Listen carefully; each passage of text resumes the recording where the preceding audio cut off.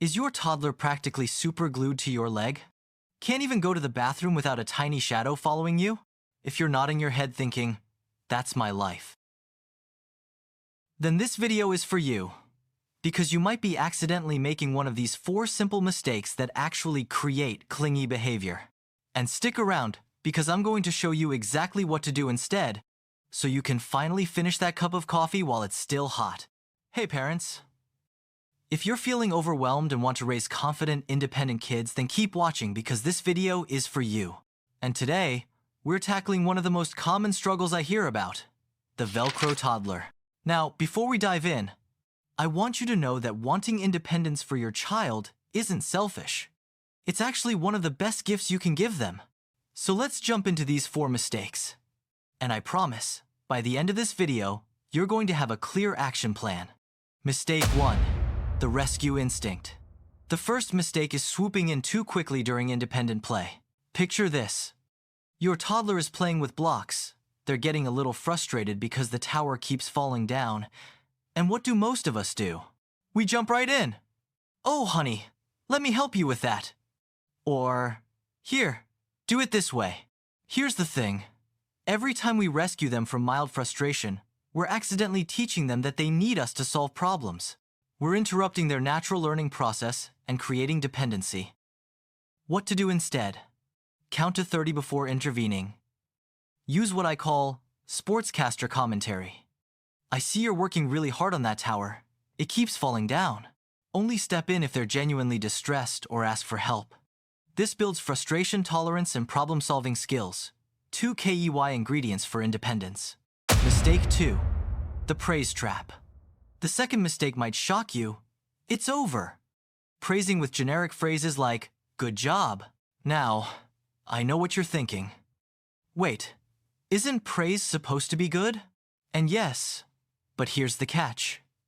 When we constantly say good job for everything, we're creating praise junkies who can't function without our approval. Think about it.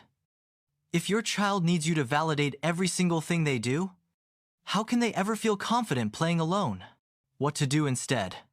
Replace good job with specific observations.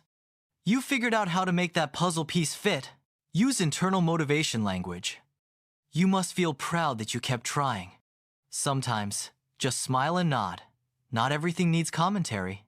This teaches them to find satisfaction in their own achievements, not just in pleasing you. Mistake 3. The setup sabotage. The third mistake is how we set up our homes, and this one's a game changer. Many of us have toys stored in bins up high, activities that require adult setup or play areas that aren't truly child accessible. Then we wonder why our kids can't play independently.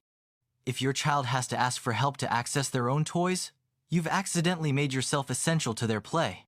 What to do instead? Create low, open shelving where toys are visible and accessible. Set up activity stations that don't require adult help. Rotate toys weekly, so there's always something new to discover. Have a designated independent play space that's 100% child-safe. I call this environmental independence. When your space works for independence instead of against it. Mistake 4. The guilt response. The fourth and final mistake is giving in to guilt when they protest independent play. Oh, this one hits close to home for so many of us. Your toddler starts whining or crying when you're not actively engaging, and that mama or papa guilt kicks in. Maybe they really need me. Maybe I'm being mean. Maybe I should just play with them. But here's what's really happening. Every time we give in to the protests, we're teaching them that whining and clinging works to get our attention. What to do instead? Start with very short periods. Even 5 minutes counts. Stay calm and matter-of-fact. I'm going to sit here while you play. I'm not going anywhere. Acknowledge their feelings, but hold the boundary. You wish I would play with you right now. I'll be right here when you're done playing. Gradually increase the time as they get comfortable. Remember, you're not abandoning them. You're teaching them they're capable and safe on their own. So, let's recap your action plan. Wait 30 seconds before rescuing during play frustrations. Replace "good job" with specific observations about their effort. Set up your environment for true independence.